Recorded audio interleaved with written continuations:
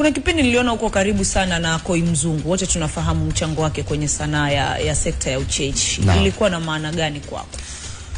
Okay, brother Koi nilikutana naye mimi au nilifahamiana naye kwenye mashindano. Alitangaza kuna mashindano.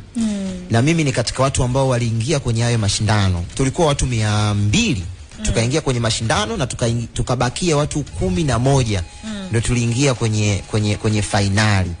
Kwa hiyo kipindi chote ambacho tupo kwenye nusu finali, tupo kwenye finali yenyewe, huwa anatuita. Unajua brother Koi, mimi nasema yule ni mchekeshaji, lakini yani yule ni mwalimu.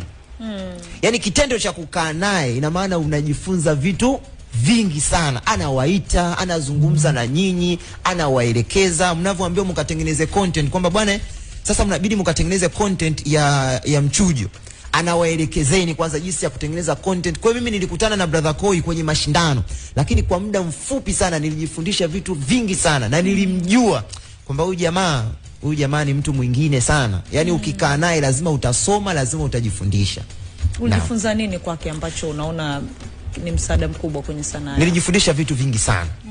Nilijifundisha, miongoni mwa vitu ambavyo nilijifundisha content ni nini. Na yeye alitufundisha kwamba content sio lazima ufanye vitu vikubwa. Yani wewe yani kufanya content ni wewe mwenyewe kuamua. Kitu chochote kwako wewe ni content. Kwa hiyo unataka ukifanyaje. Si unanielewa? Alitufundisha vitu vingi sana. Tupo mwaka wa mbele. Imewashika.